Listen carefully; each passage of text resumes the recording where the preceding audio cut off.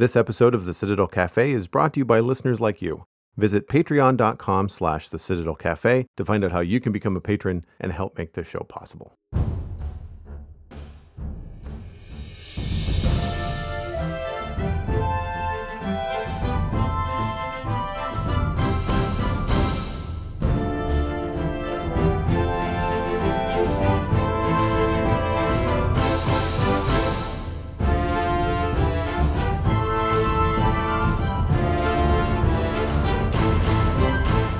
This is the Citadel Cafe, episode number 505 for Thursday, May 14th, 2026. My name is Joel Duggan, and the Citadel Cafe is where my friends and I hang out to talk about the geeky stuff that we're into. The podcast is available on all major podcasting platforms, including YouTube. If you enjoy the show, please consider subscribing wherever you're listening. Joining me, as usual, is my friend Steven. It's Steven ESC on all the social media that matters, and that's Steven with a PH. Hello, how are you? I apologize if it came across as a correction, but it was just more of a we used to say PH, and I think months and months and months just went by, and it just dawned on me that we sort of dropped that. Really don't have a big geeky drop at the top of the show. I have just been busy with work, focused on Minecraft and the streams during the week. There's been a fair amount of news coming out. We've had a new snapshot every single week for the last month on the spawn chunks. So I really haven't done any extracurricular stuff other than just like sit and watch YouTube. And it's all been like either learning stuff or like reno video, like nothing I haven't already talked about on the podcast. So I really don't have anything new to share. Right. I will mention to people, which is something I want to start doing on the show, that coming up this week, we actually have a couple things we're going to talk about. We've got Star Wars Maul Shadow Lord, the finale of season 1 to talk about, as well as Project Hail Mary, which Steven and I both have seen in theaters as a fun, we'll say, field trip. Also some new internet picks, but we'll save those as a surprise for the end. But yeah, that's what's coming up. And for me, I don't really have much of a geeky topic this week either. So like you, have been spending more time on YouTube lately, although more it's more me trying to adjust my algorithm.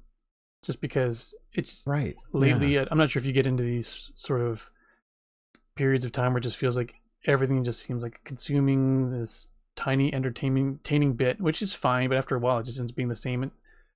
And so I'm trying to adjust mine to be a little bit more learning focused, so that doing searches that are intentional for language things or for art pieces, or to see how people are doing new and creative things that I maybe hadn't thought of in the past. So I'm trying to nudge my algorithm to be a little bit more engaging. I have found what has shifted mine a little bit recently. One, if you watch 2 videos in a row on the same subject, YouTube is just going to throw the entire kitchen sink at you. It's just going to throw it all. But I also find that I'm hesitant sometimes to subscribe to people on YouTube, which is dumb because it's free. Like putting them in your subscription list it doesn't cost you anything. And I don't find that when I log into YouTube on the Xbox, I don't think the default feed has a lot of my subscribed channels in it. It has some, including some that I watch a fair bit, but most of the time it's a mix.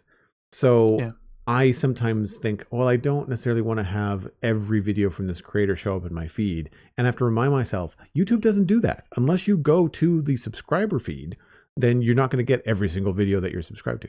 But I do find that since I've subscribed lately to a couple of new podcasts, specifically comedians podcasts on YouTube, that I'm getting more of that in my recommended feed. So if you're trying to steer your algorithm in that direction, if you find a channel that you even moderately like a video from an education standpoint, about design, about whatever, subscribe to the channel and then just like leave that in your subscriptions for a little bit and see how that affects the algorithm. I've found it has steered mine in a good way. Okay, so not that you necessarily get videos from that person, but you get more along that topic. Is that what it is? Yeah, and the thing is, like, if you subscribe to someone and you're worried about getting more content, like what I tend to do is like look at their frequency. Like I think, I don't need another Minecraft creator to like put more Minecraft in my feed. I tend to have enough Minecraft in my life just naturally that I don't necessarily need a lot more of it on YouTube. And I've got a couple of favorite creators on Hermitcraft and stuff that I followed for a while.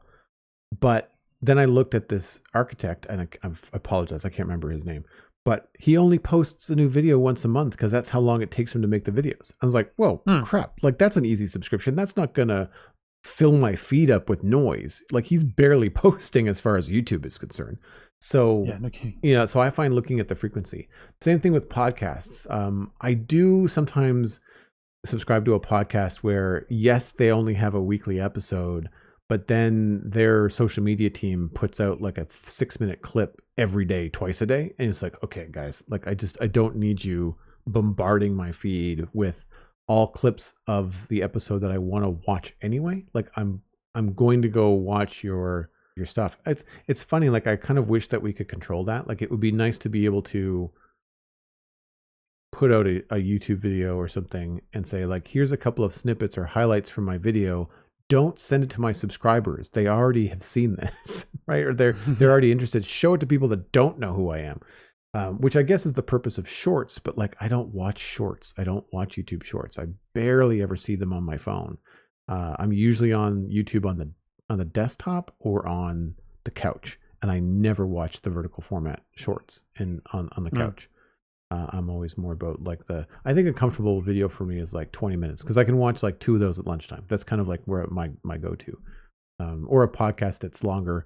Because I'm a podcaster, I know what to expect, and I can just like watch half of it and watch half later. Right. I think that's something I need to force myself to do, is just allow myself to watch the longer videos, because I think there are a lot of them, around the 15 to 20 minute mark that would overall be more interesting than the things that I'm being fed. But I usually just go to look at the videos when I want just a quick entertaining bite, and maybe that's what it is, just all the quick entertaining bites end up being all exactly the same and really hard to find something new and exciting. But yeah, the one thing I like a lot about YouTube is that you have to click play. Like, you have to select the video to watch it. And it doesn't, at least on mine, this is probably a setting. I don't have YouTube set up, especially on my feed, to automatically play the next one. It will if it's on a playlist. Like, if I'm watching my watch later playlist, it'll go through them all sequentially. But if I'm just watching my regular recommended feed, I have to click yes, play the next video that you've recommended. Or I might search down through a couple of the other ones in the bottom to say like, oh, maybe I want to watch something else. I find that with an algorithm like TikTok or Instagram, because you get fed the next video immediately and it starts to play, if it's not something you're interested in, you really have to scroll away quickly before TikTok especially starts firing a lot more of those at you. Right. Well, speaking of recommendations, we have a listener email again this week, which is fantastic. I'm glad that we're getting these in. So if you are interested in emailing the podcast, it's just the citadelcafe@gmail.com. Pretty easy to figure out. Write in with a recommendation, with a response to our conversation, chime in. Just keep spoilers in mind. Give us a warning in case you're talking about something that we may not have seen and want to see, or perhaps our listeners would be interested in. This one comes in from Regan P. Dear Joel and Stephen, I wanted to recommend a sci-fi audio drama called Sojourn. The basic synopsis is, the universe was cruel when she gave life to the Tantalus cluster, quote unquote. To find a solution to a mass famine, humanity sends a desperate last mission across light years to a new cluster to find a solution. However, on location, the fleet is separating. Now a relative few have to survive and get back, and something else is out there. Inspired by the Age of Sail, it's a fun take on a classic sci-fi premise. Fair winds. Regan. That sounds really cool. Have you? Cool. Thanks, Regan. Yeah. Have you done many audiobooks or audio dramas? No, I feel like it's one of those things that I would really like if I could get into it. It's just finding the time to do it. I mean, for me, the most recent one that I listened to, and may have been actually, other than all of the audio tapes I used to listen to as a kid, of children's stories falling asleep, there was what was it? Oh yeah, the Slayer, a Buffyverse story. Might be a couple of years ago now that I listened to it. And it was really interesting, and I don't know why I haven't gone to look for more, but maybe it's just more of like, another subscription to a service that I'm trying to avoid. I mean, I find like the Audible thing seems like a really cool setup, but yeah, it could have been just a financial thing, but because it seems quite interesting. But you dabble in them every once in a while, right? You've listened to them.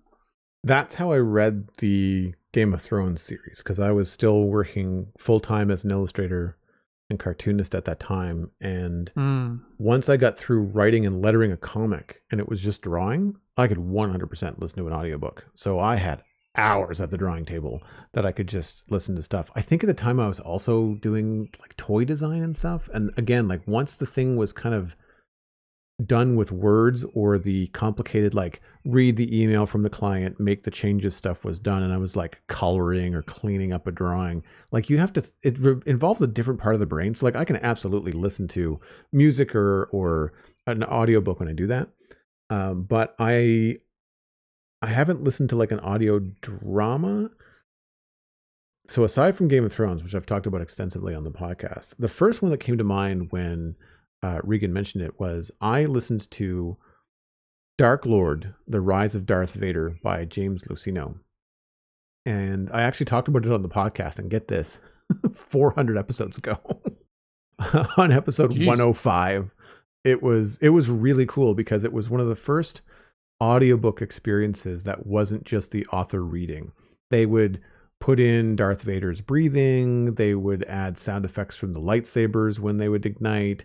If there's dramatic event, there'd be a similar symphony clip to Star Wars. It wouldn't play anything copyright by, John Williams, because I'm sure they couldn't afford it.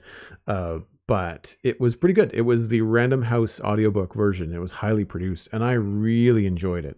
It was not only just a good story, but it was also told in some ways from the perspective of Darth Vader from inside the mask and the costume, which was really cool.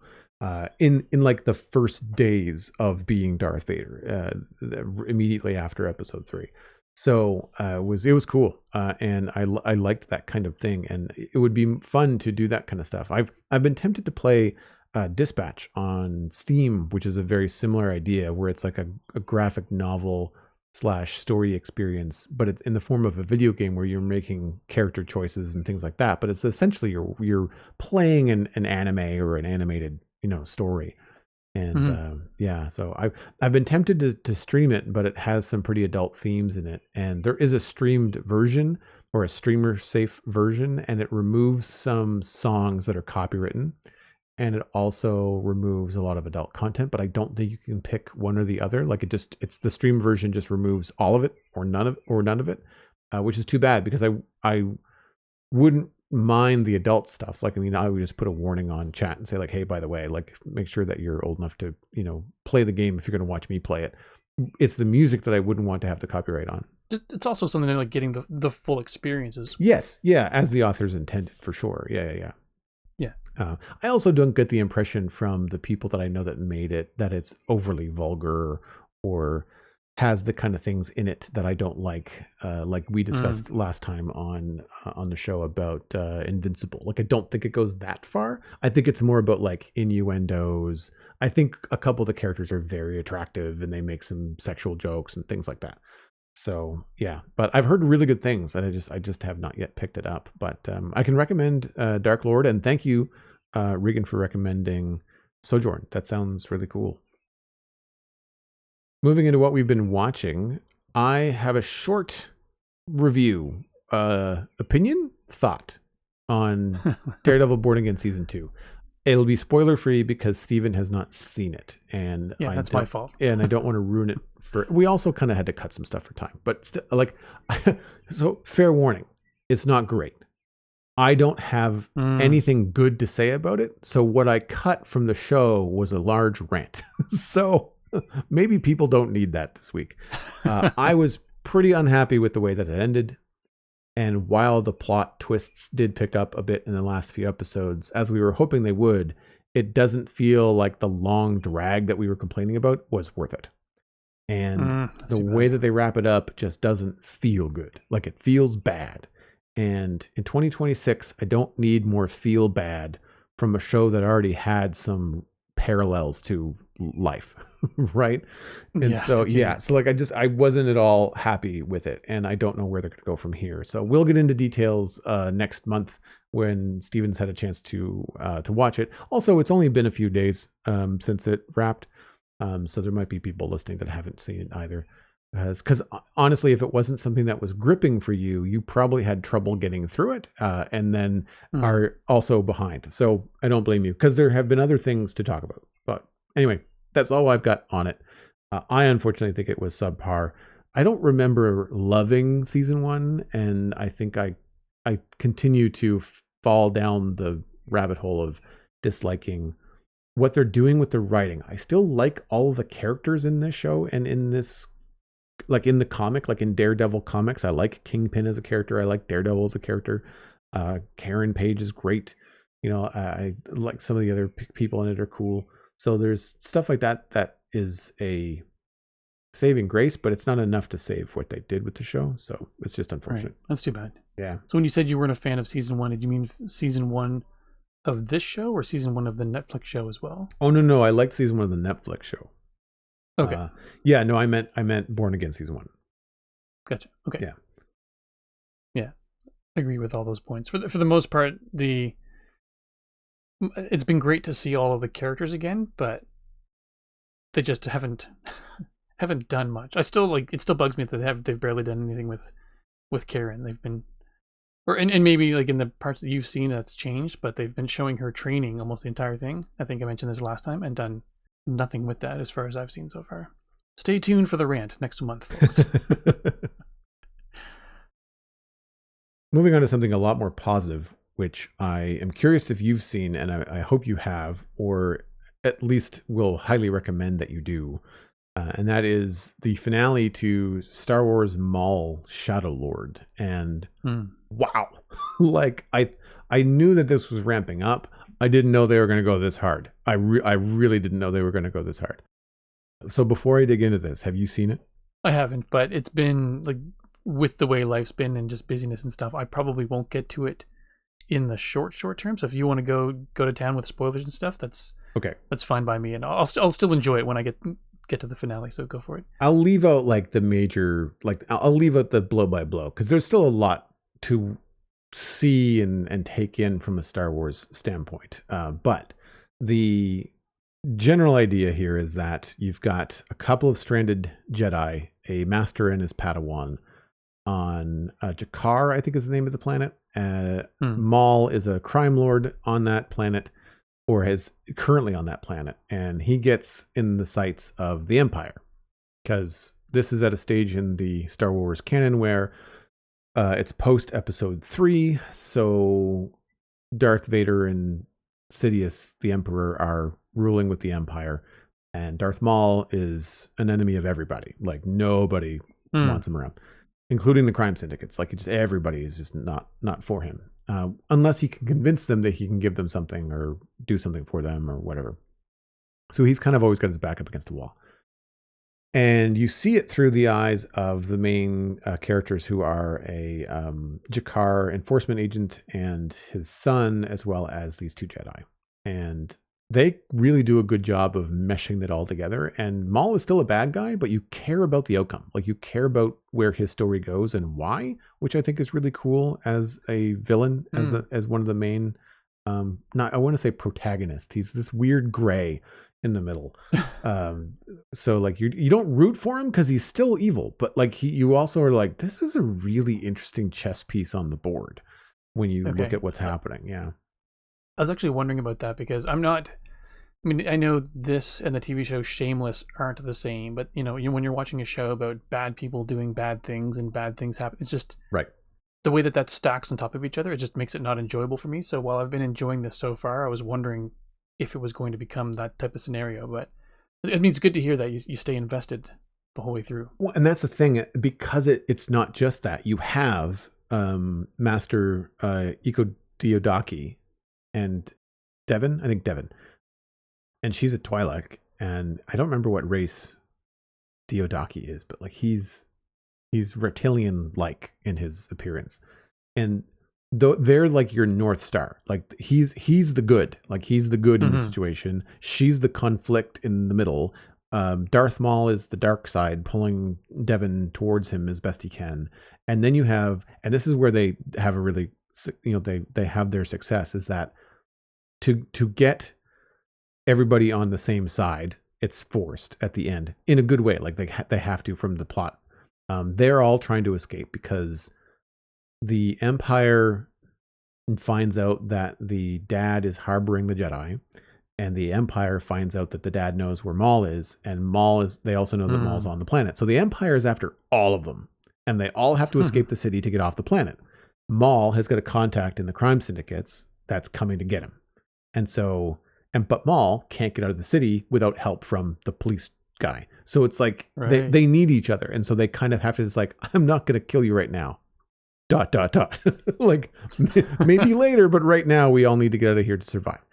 And how they do that is, I don't know how familiar you are with the Sith Inquisitors. Do you remember that guy from Obi-Wan, the series? I do remember. I'm not super familiar with them. So they're people that Darth Vader had trained in the dark side to a certain level. They never really get to like Sith Lord level because only 2. Like the rule of 2 is still very much apparent in the reign of the Empire. There's the Emperor and there's Vader. So there's 2 Sith. That's it.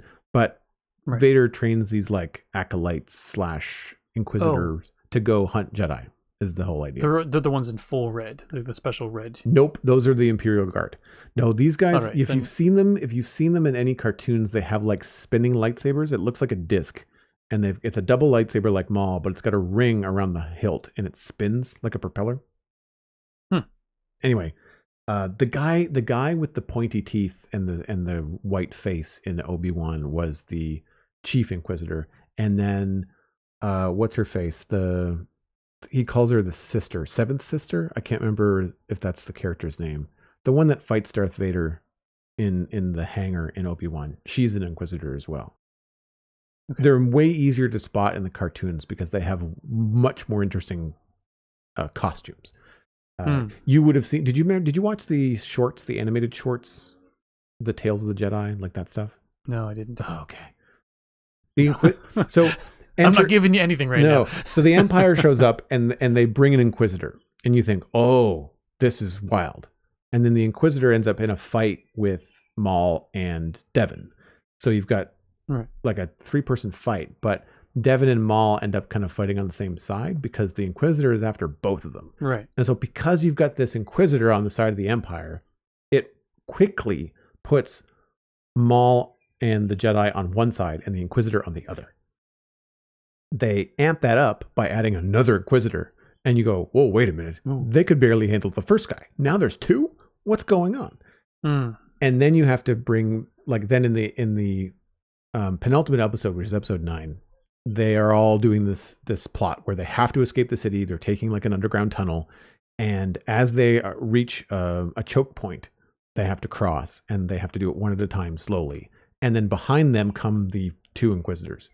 And so the 2 Inquisitors on one side, Maul and 2 Jedi on the other, have a sword fight that lasts, my gosh, a third of the episode. Oh, really? And you have this animated, choreographed lightsaber battle between 5 people. And nice. Like, it is ridiculous. Like, there's a couple of shots in it. One of them in particular, which you will know when you see it, rivals the kind of stuff they do at the beginning of the Avengers movies. When they have like, remember the shot at the beginning of Age of Ultron where they have like, they pause during the opening 3 minutes and there's like the Hulk and Captain America and Thor and Black Widow and they're all like jumping into battle and they do like a slow-mo shot. They have one of those. It's like, you know what you're doing, Dave Filoni. Like, you understand how you're fan servicing right now. And it is just wild. And again, like, there's spoilers here. The 2 Jedi and Maul survive, as do the Inquisitors. They escape. And if you know a lot about these Inquisitors and these characters, you know that they don't die here because later in the animation or later in other series, they're in them. So like one of these Inquisitors is in Ahsoka, the live action series. So like, he doesn't die there, or like he doesn't die here. He dies in Ahsoka. So anyway, they get through all this. And a couple of the Mandalorian sidekicks to Maul run out into the jungle to see if the coast is clear. There's a lot of shooting. There's a lot of screaming. And then this one comes back alone saying, there's something out there. There's something out there. And then she gets sucked into the jungle by the Force and you hear death. And it's not a lightsaber. It's just like crunching, right? And then out of the mist, you hear Darth Vader's breathing and he comes out of the fog and you're like, oh shit. We're about to watch Darth Maul and Darth Vader have a fight with 2 Jedi in the mix as well. And so the lightsaber battle that you thought was epic that lasted, a third of the episode in episode 9, episode 10 is just one long lightsaber battle between Vader, Iko Duodaki, Darth Maul, Devin, and the 2 Inquisitors come back. So there's 6 of them. It is bananas and it is eye candy. And throughout the whole thing, Vader says nothing, not a word. That's amazing. The only noise he makes is breathing. And at times, not that heavy. Like it's just, he toys with them completely. Half the time in the first encounter, because there's a couple of breaks in the fight where like they kind of escape in some ruins and then he has to hunt them down. But there's a point when you realize that he's fighting a Jedi or 2 Jedi and Maul with one hand. Like he doesn't have a second hand in his lightsaber. He's just kind of like force pushing people and like just single hand dueling. Like, what are you doing, peons? Like it is ridiculously cool. All right, you've sold me. It's not devoid of emotion or merit either. Like there's still a story. They still have these beats where they get injured, they get slowed down. Devin has to take care of Daki because like he gets force thrown up against something and bruised his ribs or whatever. Like there's the stakes get higher and higher as they go. And then you've got this like linchpin in the thing, which is like, when is Darth Maul going to make his move? Because he's not happy to be with Jedi. Like he doesn't like anybody. So you don't know when that's going to happen. And this is also the first time that Maul has ever seen Darth Vader. And he doesn't know what he is. He knows that he's powerful and he knows that he's Sith, but he's like, this is something else. Like I have not seen this. And he's trying to piece it together. And you can sort of see him like they really drop some subtle hints as to Maul figuring out who Darth Vader is. He doesn't say it out loud, but he's like, if my suspicions are true. And then he goes ... And you can kind of see his expression go, oh shit. Like this is going to be bad if I'm right. And it's so well done. So well done. And they've confirmed season 2. So we're going to get more, which is interesting because some people pass away, including Iko Duodaki, which is too bad because I liked him. But you kind of know that once you see what they're up against, you're like, they're not getting out of here. And if they get out of here, you'd be angry. That's like, if they all got out completely scot-free, you'd get kind of mad because it would be like the script says, you've got protection, you go on to season 2. I'm glad they didn't do that. And so Daki dies, but that is a really good plot point where it pushes Devin to then say, okay, Maul, I hear what you're saying. I'm open to hearing this other way of thinking so I can be more powerful. So that, because she blames herself for Daki's death. Right. So that moment pushes her towards the dark side. And so now we're going to get a season 2 where Darth Maul, outside of the Sith, because he's technically still a Sith Lord, but he's not part of the Sith organization because there's only 2. He's in this gray area, has a Padawan who is mostly good, but like now has had some life events twist her to being evil. And we've seen some people go to the dark side and come back or become like what they call Ronins or Gray Jedi. I'm trying to remember her name right now. I'm blanking. Ventress, Asajj Ventress, who we saw in Bad Batch season 3. Okay. It's been a while. She was Count Dooku's apprentice at one point, but then was discarded because Dooku was killed, and then she wasn't taken in. So like she's just like left to her own devices. Had a much larger role in the Clone Wars than anything else.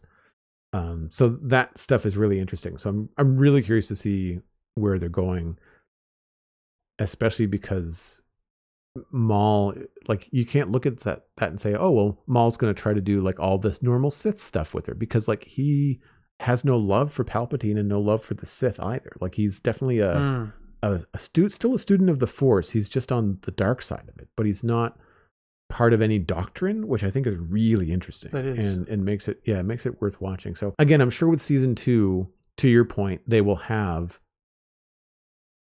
good characters for us to latch onto.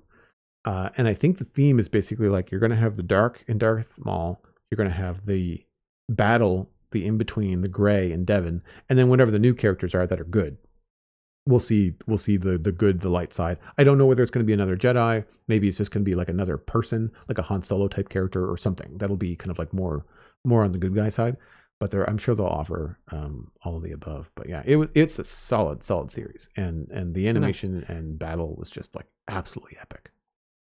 The whole thing sounds super interesting, and I enjoyed the bit of it that I've seen so far. And so I'm really curious to see what they do with Darth Maul's character, and not that he's ever going to be a good character, but if he's not really in, like you said, the doctrine and the rule following of the Sith, it'll definitely allow him to like play in that gray area in an interesting way. It's one of those things that, you know, Ahsoka was interesting, and I enjoyed it, but then it just felt like some of the stuff they kept saying, it was just, okay, now that she's got, you know, these responsibilities, she just, it seemed like all the stuff that was coming out of her mouth was just Jedi teacher related jargon. And it wasn't all of it, but it just felt like she felt like there was very little jokiness anymore or anything like that, where I don't know, just having him on the outside of it could be yeah. You've piqued my interest. I'm going to go back and probably binge it in an unhealthy way, and so we'll have that too. You'll get like my brief little opinion on it next time. How far did you get? A couple episodes in. It's just the busyness and just trying to plan TV shows around what I'm watching myself, what my wife and I watch, and then what we all watch together as a family. It's just been fewer moments for me to watch my own thing these days. Well, I mean, there's 10 and they're all like 22 minutes or ish. Like they're all half hour. So but yeah, pretty easy to get through on your own. Yeah. I mean, I will watch episode 9 and 10 again. So if you get to that point and you want to just hang out and watch them, like come over, we'll throw them up on the big screen, and yeah, let's do that. Your family can watch whatever they want, and we'll just because it's something that I definitely want to see again. Speaking of people that see things again, we went to go see Project Hail Mary, and that was your second viewing. You liked it so much that you were just like, hey, I know that you wanted to see this in theater for the show. We should go, and because I'd be happy to go again. So, I mean, I want to throw it to you because like I have nothing but good things to say, but I'm curious about like with you seeing it twice, you're going to have a much more in-depth, I think, thought process on the film, and probably a better memory as to what's going on, because I've only just seen it through the once, and so I have a lot of impressions, but my specifics are going to be cloudy / maybe wrong. So like I'm curious where you are with it. I have to say I liked it probably just as much as you did. I don't really, you know, you and I get on here sometimes, we go, oh, it was so good, but they just felt like if they had just done this, it would have been amazing. But I actually enjoyed this from beginning to end, and I honestly have to say, if just straight off the bat, if people haven't seen it yet, don't know much about it yet, haven't seen any trailers yet, if you're curious as to what the movie is about, go onto YouTube and look for the trailer, and go look for the one that's on the Amazon MGM Studio page from 10 months ago. It is an excellent trailer, gives you a lot of cool visuals, intriguing story, funny bits with Ryan Gosling, and it doesn't spoil much. So remember when you and I were talking about it originally? Yes. We'd seen the trailer and I'm like, and then they showed that there's, and okay, I guess folks, I'm going to spoil the trailer for you. So if you watch the trailer, you'll get a sense of what's in the movie. So if you don't want any spoilers whatsoever, stop listening. But in the trailer, there's a moment where Ryan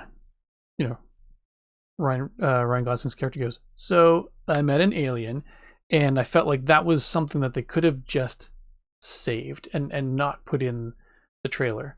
But it actually comes along early enough in the movie that you go, oh, okay, this is not as big of a spoiler as I thought it was going to be. But I was trying to find a trailer again to link to the show notes for today, and all of the ones at IMDb and all of the later ones spoil the heck out of the movie. So if you haven't seen any trailers yet, go to the one on YouTube, because I feel like that is a really good like teaser trailer taste of what's to come without giving you the whole storyline. Like they dive deep into like the alien side of it in the later trailers, and I couldn't find a trailer other than that original one that didn't spoil the entire thing. I was disappointed by all of them, which is a shame. But yes, now that I've got that out of the way, go watch it. You'll enjoy it. It's a great story. Well, it's first of all, the movie does this great job of bouncing back and forth between two timelines, pre being in the spaceship and post being in the spaceship, and I thought it balanced it really well, because instead of, if they had done everything in chronological order, you would have known everything about how Ryan Gosling's character Grace ends up on the ship, but he doesn't know how he got up on the ship. And so if they had done everything chronologically, things would have been revealed to show how he ended up on the ship. So I think that the way they did it is really, really interesting. I felt like the music throughout, the mood and everything was fantastic. And there's a karaoke scene at one point where one of the government agents, Eva Stratt, I think her name is, she does a karaoke bit, and it is felt like the perfect song as the send off before the ship, the launch was supposed to happen. And I don't know, I feel like I'm going on this tangent, but there's just so much good about this show. Visually stunning the first and second time I saw it. When I was wowed the first time, and the second time I knew that the really cool visuals, the outer space visuals were coming, but they were just as good the second time. I guess I'm torn because I don't want to give spoilers away if people haven't seen it yet, but it feels like it's a good thing to kind of get in and talk about the bits of it.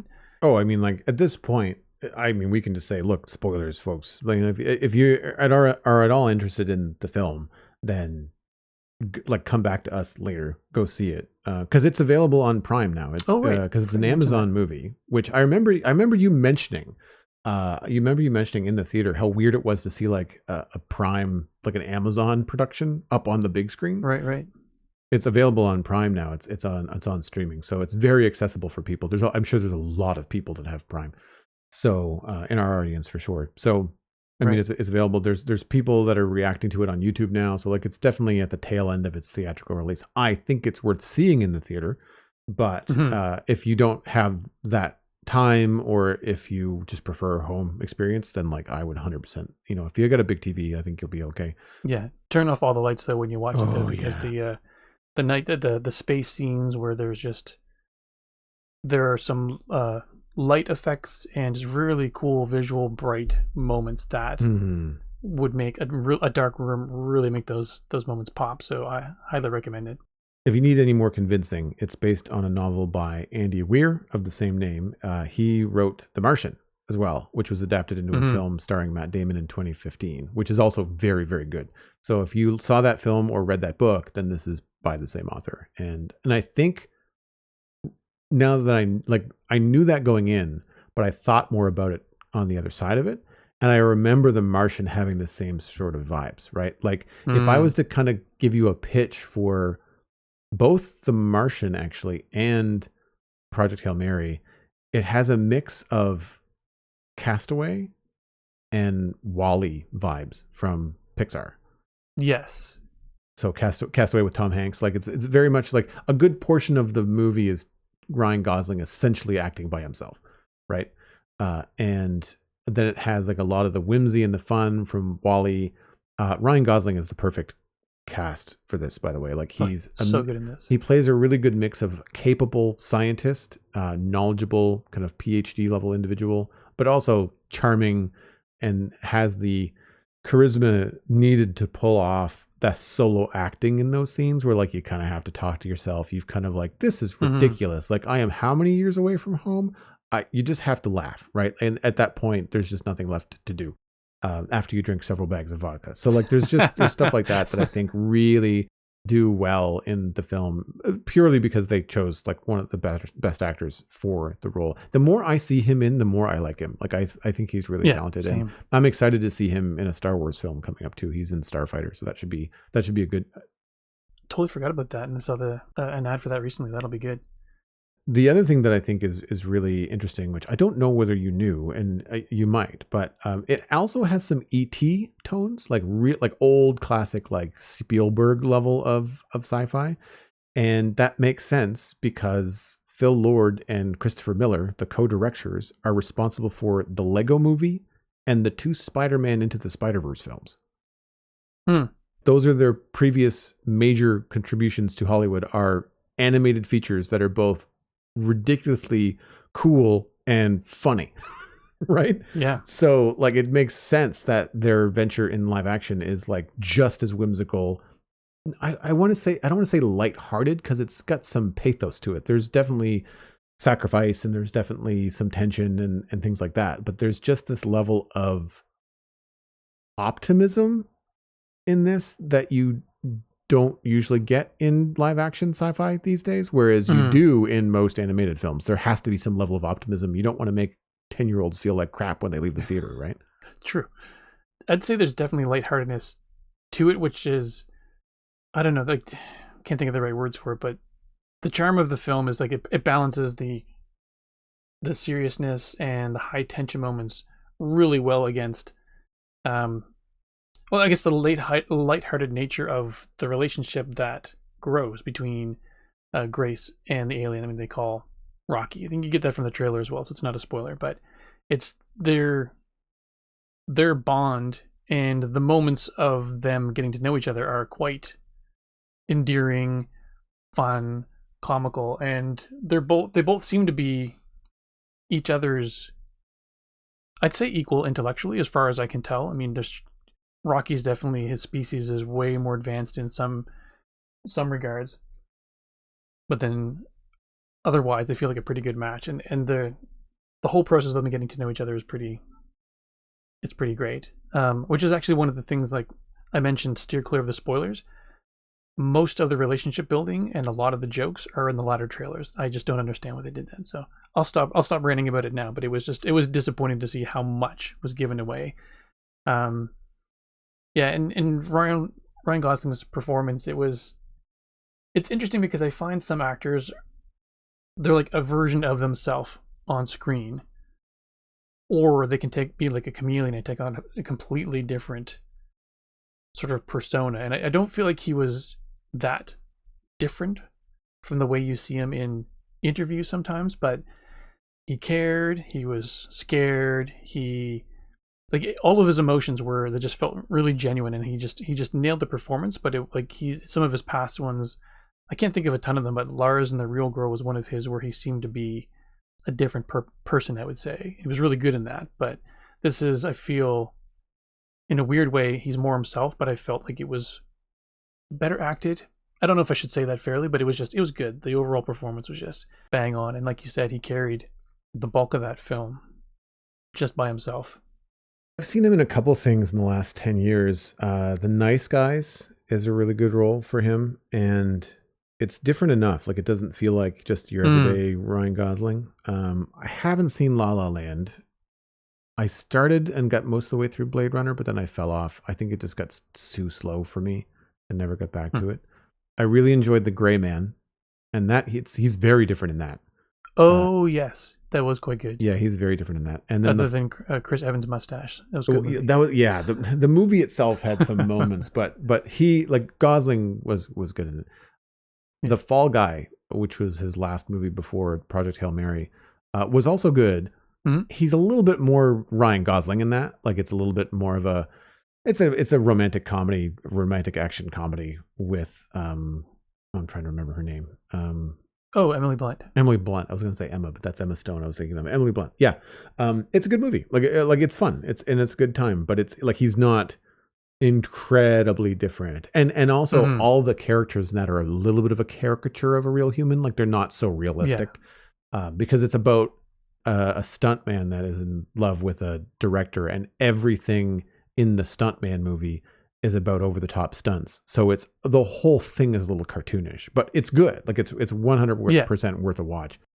I felt like that was an easy one to sort of just leave my brain at the door, so to speak, because don't think too hard. It's all about stuntmen, and so the fact that the stunts are beyond over the top crazy, you just go, yep, they're just like, they're leaning right into the fact that he's a stuntman, and so I'm here for it. And it was very entertaining. Yeah, and I don't know. I mean, like, I feel like there's obviously a number of stunts that happen in this film, because there's a lot of weightlessness and floating around. There's a lot of outside the spacewalk stuff that would have been a lot of cable work. Because I feel like one of the things that I like so much about this film was how hard they leaned into practical sets, practical effects, practical stunts, and practical aliens. Like, the alien's a puppet in more ways than one. Like I think there's a couple different sizes. There's a couple different ways that they film it, and it really works for the type of alien because, I mean, he's named Rocky because he looks like rocks, like he's kind of this mineral spider thing. And because of that, the kind of herky-jerky nature of puppets that we see compared to something that's obviously like a CG animated character would stand out if it was meant to be organic or something like an ET or like a Grogu. Grogu's a bad example because that's an animatronic puppet too. But like, you know what I mean? Like if it was like an animated dinosaur like Jurassic Park or Jurassic World. It would feel different if it was that stilted. Whereas this, because it's a little bit jerky, like it kind of makes sense as to how, because I don't know how rocks move if they were alive, because like no one does, right? And so I think that it's a really good way to do it. Yeah, never once did I watch that thinking, oh, that looks like it looks like that Rocky is moving unbelievably. It felt, never once questioned it, so I can't say it felt. Oh, I thought, oh, that looks supernatural. It never threw me off at all. And both Gosling and the film have a charm that reminds you of Labyrinth, Dark Crystal, like that kind of stuff. And because of that nostalgia, you just kind of accept it for what it is. A little bit of Neverending Story in there. Like there's just a whole lot of those kind of movies from history kind of like cropping in here, which I think is really, really cool. There are basically, for me, 4 main characters in the movie. There's, Ryan's character, Grace. There's Agent Eva Stratt, played by Sandra Hüller. I'm going to totally mispronounce that. My apologies. Then there's Lionel Bryce as Carl, who I thought was excellent. And he was good for comedic moments. But then there's also James Ortiz as the alien Rocky. So it's funny that I kept thinking about Carl after the movie was over, because this movie is all about Grace being the smart teacher who wrote a paper that got their attention in the first place. And he's the one who ends up going to space, and he's the one who, goes through and saves the world and everything. But he owes so much of his success, and the world owes so much of the success of this project to Carl, because Carl was the government agent that was left to watch over Grace to make sure that he was, doing the experiments, working through things. And when Grace was hitting these walls, Carl was just like saying, well, just why don't we just build another box, or like, why don't we build a box in a box kind of thing. Just he would just suggest things that were so, in a weird way, just, I guess, borderline comically obvious. But at the same time, you've got a scientist who's so focused on trying to resolve the detailed problems that are right in front of him, and these cases where he literally needed to think outside of the box that he was in to then build another box. Basically build a box within a box. That was all Carl's suggestions, and he just had these thoughts, and they wouldn't have actually succeeded without the input of Carl, which I think is pretty interesting. Yeah, Carl feels like an ex-military guy that's only job is like, your job is to facilitate Grace in any shape or form. Like, it is a straight line. Just make sure that he has the things he needs to do the job. And Grace is so logical and so analytical that when he's trying to break down this thing, all right, well, I've screwed this up, so now I don't know what to do. And he's used to, in all walks of life, as a teacher, as a PhD person, with a budget. Like, you always have limits. You can't do everything that you want. There's always a ceiling. And Carl's job is like to remind him there is no ceiling. We have all the money in the world, literally. Like, just let's go to the hardware store, like buy whatever you want. Like, it just, and I think that part of the charm there is that Grace's character as a teacher, he's good at it because he breaks down walls with students, right? He makes it fun. Like, he just, like, you're not, he's the kind of teacher that would say you're not thinking fourth dimensionally. Like, those are great scenes at the beginning of the movie, by the way. So with the students. It wasn't a very long scene compared to the rest of the movie, but it was a really, I feel like I'm overusing the word, but a really endearing scene. Like, he would have been a great teacher to have, and you could tell the students really liked him. Yeah, but he does the same thing with Carl. Like Carl is just there to watch over him, sit in the control room and say, yes, go ahead. No, not yet. Yes, I can get that for you. But then he ends up like in the lab duct taping stuff and like going to because he's playing basketball in Home Depot with shopping carts full of duct tape. Like it's yeah. And it's something that, Gosling's character Grace just starts. And, Carl is the yes and man. Right? Like he's just agreed and let's keep going. Push it just a little bit further. And it works out really, really well.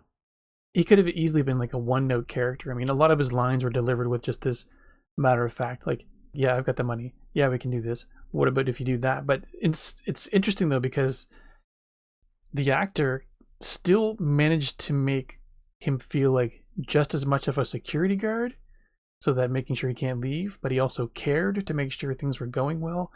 And he also had to make tough decisions when it was time to make tough decisions. But it's interesting that it was just, I don't know, there's something subtle about it that made me really like his character and left me thinking about him after both times that I saw the movie. So kudos for the performance, Lionel Boyce. Very nice.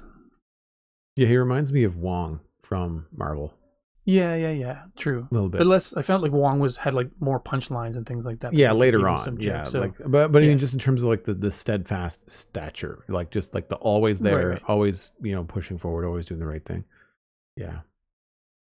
The only thing that I had a gripe with, which is very, very small, and I remember mentioning this to you either during, like just after the film in the theater or maybe on the drive home.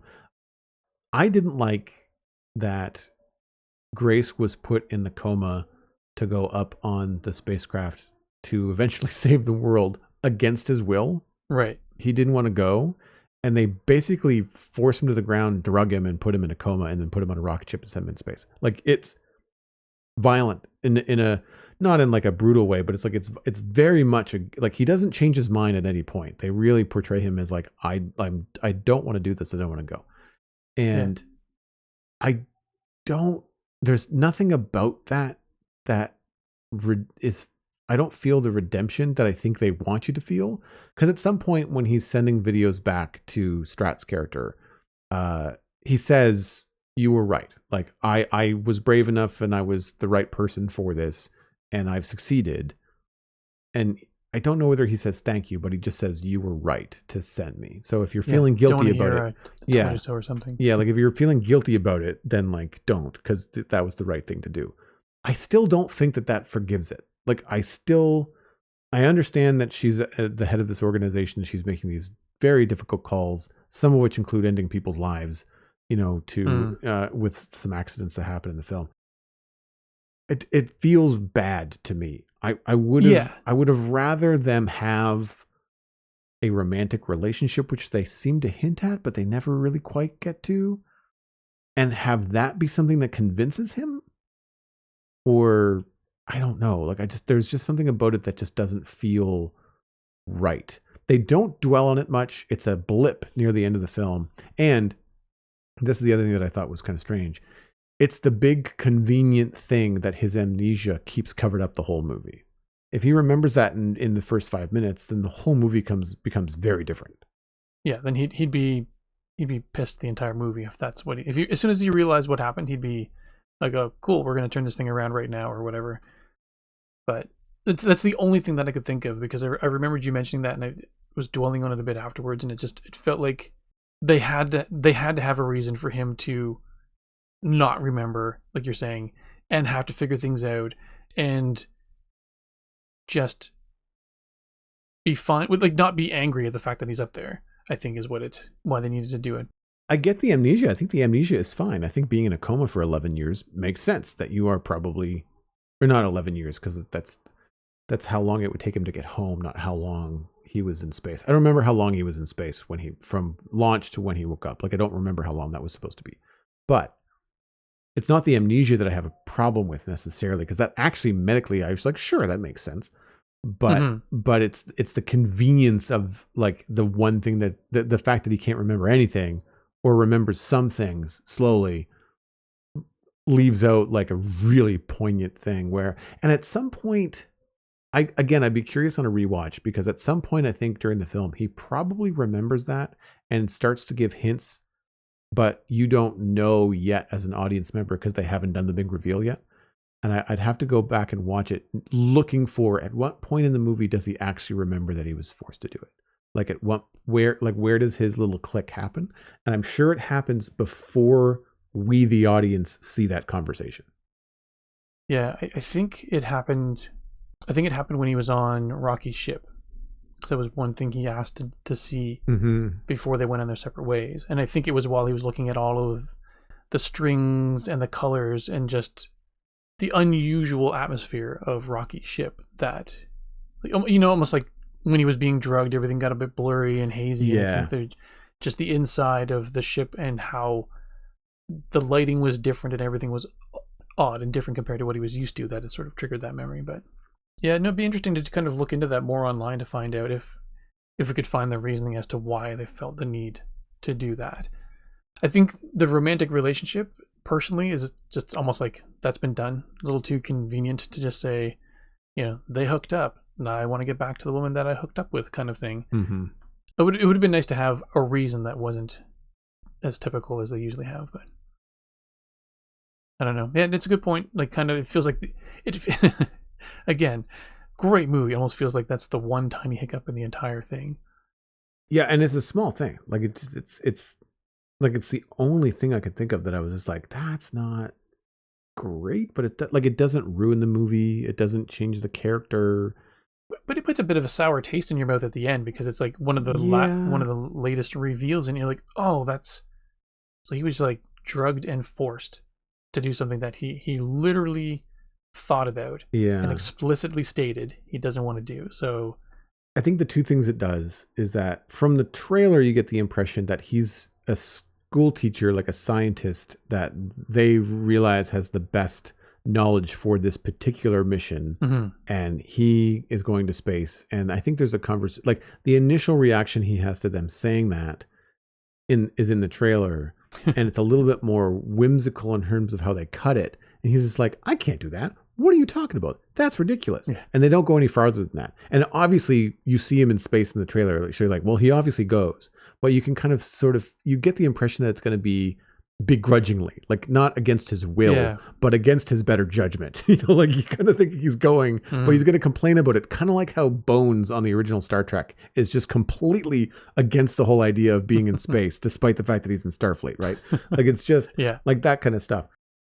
Unfortunately, what I think it does is I really grew to like Huller as a character. And I think it changed my opinion of her at the end. It really sent me in a like, well, I don't like her as much as I thought I did. And like, I get that she's in a very tough position and that she's making tough decisions, but it soured me on her, which I thought was disappointing. Not that I thought that they should really have like this happy ever after together ending, but I really felt like it did her a disservice, I think. Yeah, I guess the more I'm thinking it through, as we're talking about it, I've been just trying to process it, and it does make sense to a degree, because for one, that scene shows how much Grace just did not want to go on the mission, but then it also basically showed that there was no other choice to save humanity than have him go up, because if he didn't go, they did the other scientists and doctors or whatever, they'd already perished in an explosion. So there was literally no one else left to go in this. And so it was like you said, it was a last ditch desperation move. It's either she forces him to do this, or with 100% certainty humanity's going to die. Yeah. So still doesn't leave me feeling good, but at the same time I sort of can see why she did it, I guess. At the end of the day, it was just nice to see a sci-fi film where the aliens weren't trying to eat us. Like, it was a positive encounter, scary at first for him, but then ultimately ended up in friendship and assistance and a relationship. And they tied it up with a little bow at the end when he actually is on Rocky's homeworld, and they have him in a little bubble because of course the atmosphere is really harsh for him. And he's a teacher, like he's teaching the youngsters of the alien race, which I thought was really kind of that to me is like, that is something that does work as the ending to the film, but definitely is kind of how those kind of novels are tied up. Like they definitely come full circle. Da Vinci Code and like all the Dan Brown novels end like that. A lot of Michael Crichton's book ends like that. Like they really bring it full circle for the main character for like some aspect of their life that like is a metaphor for the character's like core is kind of how they begin and end, those kind of things. Christopher Moore does it as well. And I'm not saying it's a bad thing. I'm just saying that like it's a little cheesy if you do it in a movie, but when the movie has enough heart and jokes in it like this one does, then it works. If you did it at the end of like Avatar or Aliens, it was like, it's really hokey. But because of the nature of this film and the excited rock alien that knocks on your door to wake you up in the morning, like there's a level of like, this is like the Flintstones. Like there's a level of cartoonish that's just enough to really sell that stuff. So yeah, like I really liked how they ended it. And again, like they end it with this idea of hope. Neither Rocky nor Grace die. There's no giant sacrifice. There's no, well, that's the end of that story. I don't want a Project Hail Mary 2, but I love the fact that there is one that we don't get to see. Do you know what I mean? Like I think that's just really, really cool. And one of the things that you mentioned, the no aliens trying to eat you or attack you or whatever, and the whole relationship between Grace and Rocky, just again talking it through, something I had realized the second time watching the movie, but forgot until right now, that the fact that there's not really there's no antagonist, there's no bad guy in this that creates this crazy conflict that you have to, you don't have to beat someone else in order to have one character win or whatever. This is just, there's just this, basically this bacteria that's causing the sun to die out, and they need to find a solution for it. So, I mean, if you wanted to, you could say that the bacteria is the antagonist, but it's not necessarily mean-spirited or angry or malicious or whatever. It's just, it's feeding, it's spawning. That's the nature of what this bacteria is doing. So it's just trying to live. So it was a refreshing change to have something like this. So all in all, just, yeah, folks, if you haven't seen it yet, if you made it this far and you haven't seen it yet, spoilers, but still highly recommend it. It was a really great watch. Moving on to the Internet Minute, the Citadel Cafe is 100% listener supported. If you're getting value out of the show, please consider putting a little bit of value back in. You can become a member at patreon.com/the Citadel Cafe. Joining at any level will get you an invite to the member-only Discord server, which is shared with my personal Discord, and access to the Barista Cut bonus audio, which is the extended version of the podcast. Special thanks to Bean Counter patrons EclipseRM and Smurf588. Thank you very much for your support of this episode. Patron count is at 18, which is steady on from last month. If you would like to be patron number 19, visit patreon.com/the Citadel Cafe. I have yet more Lego to share with y'all, and this is massive, even though it's miniature scale, which is going to make sense in a minute. This is the Lego Icons, The Lord of the Rings, Minas Tirith. It is set 11,377, 8,278 pieces. Yes, 8,278 pieces. Jeez. $929.99 Canadian, which is, I would have to not pay rent for a month. Like that just hurts the heart, right? It's not small either. Like you have to have a room for this thing. It is 23.5 inches high, 24.5 inches wide. That's 2 feet by 2 feet for people paying attention, and 14.5 inches deep. So you'd have to have a really, really large bookshelf in order to fit this thing. The gift with purchase, because this is not out yet, it comes out on June 1st. If you purchase it between June 1st and June 7th, is the Lego Lord of the Rings Grand, which is the battering ram that you may remember from the Lord of the Rings Return of the King. There are 10 minifigs and 1 horse, which is Shadowfax. The other minifigs are Aragorn, Arwen, and Gandalf and Pippin in their Lord of the Rings Return of the King costumes, as well as Denethor and Faramir, and the 4 guards from Gondor. Not Gondor. Gondor's the area, but Minas Tirith, like the Minas Tirith guards.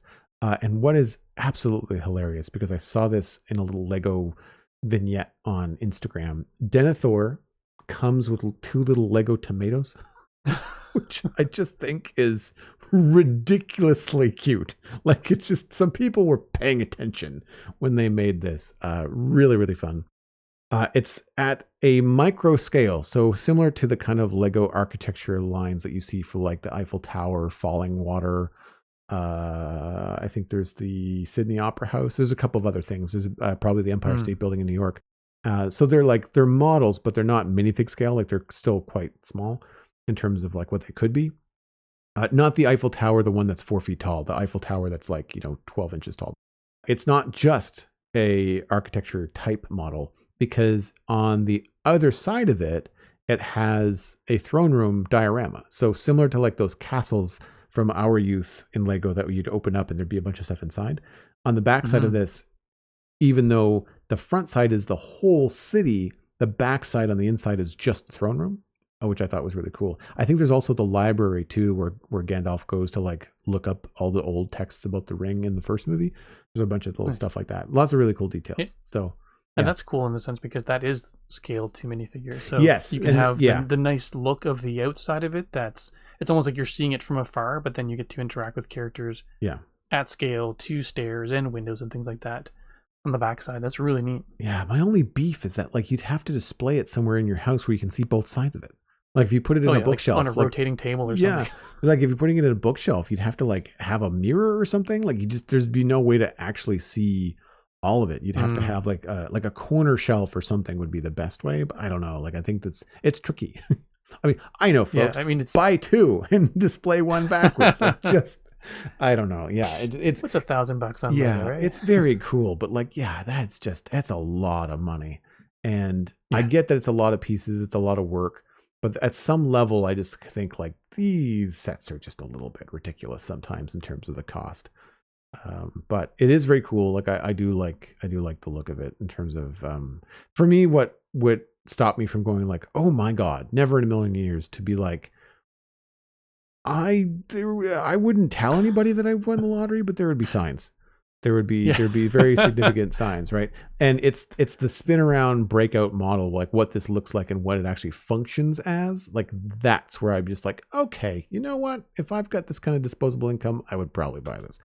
Yeah, I'd know you won the lottery when you come over and say, "Hey, want to check out my Lego room?" And I'd be right over. Yeah, it's like, yeah. There's definitely going to be signs. But anyway, we love sharing Lego on the show, and even though it's completely unaffordable, it is still cool. Like it's still one of those big box Lego sets that just kind of scream status symbol. Like just nerd with a capital N. Like you've got the T-shirt, you have the cap. Like you get to phone home and claim this as your own. But yeah, very, very cool.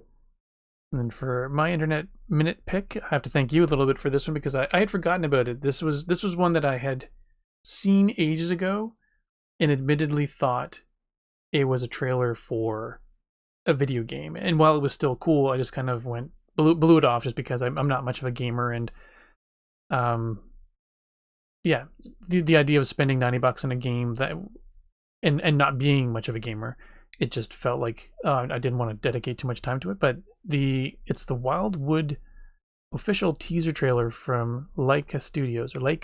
I'm probably mispronouncing it, but the creators of Coraline, Box Trolls, Gooba and the Two Strings, so stop motion and stunning. So this, I guess the quote for this one is, "Wildwood is a tale of love, loss, sacrifice, and secrets, and of the magic you can find on your doorstep if you're willing to look for it." So, I took another look at this and got to see the full trailer as opposed to just sort of a mention of it. I think it was a year ago or whatever that I first saw. Regardless, it's I don't know if it's funny. Like these stop motion movies, sometimes it feels like they're as good as they're going to get.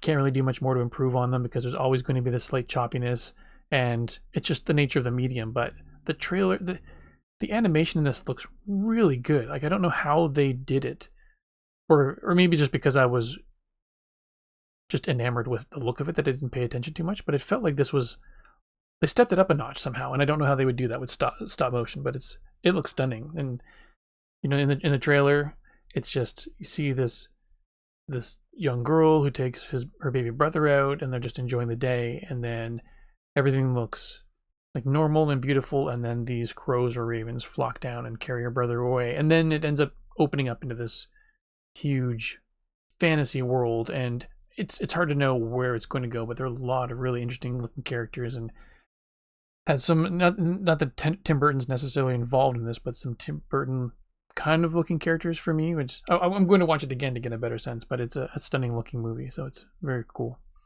Yeah, it quickly gets into like Wind in the Willows, like anthropomorphic animals and weasels in military costumes and talking owls and big birds, hawks or eagles that she flies on. Like there's all kinds of like fantasy elements and things that you've sort of seen in other things, but I did not look any farther other than the trailer, so I don't know whether Wildwood is an original script for LEIKA or whether it's based on a novel. Like, is it based on a storybook, a famous fairy tale somewhere or something? But it feels modern enough that I don't think it's based on a book. I think it's more of an original thing. But yeah, I mean, I'm all for it. I know what you mean about the technology and how it looks. I feel like what's happening is that we're just seeing stop motion being pushed to its technological limits by people that are very, very good at it.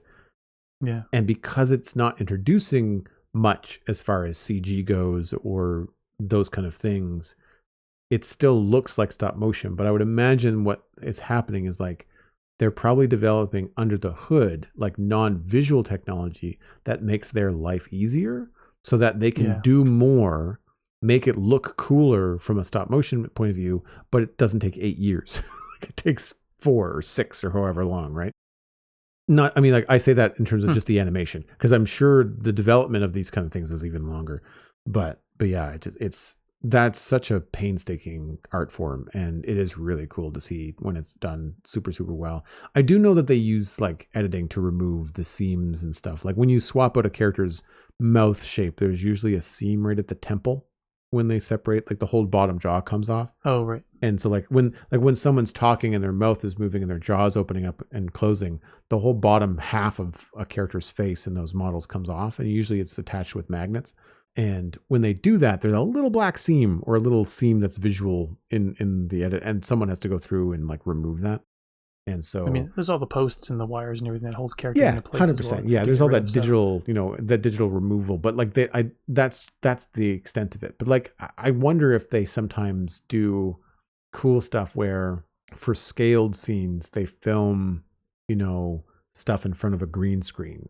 And even though the background is still going to be stop motion and still going to be handmade and filmed by hand, like all that kind of stuff, if they film the elements separately. Because I do remember a clip which was a teaser for this, and it was just her on the back of the bird.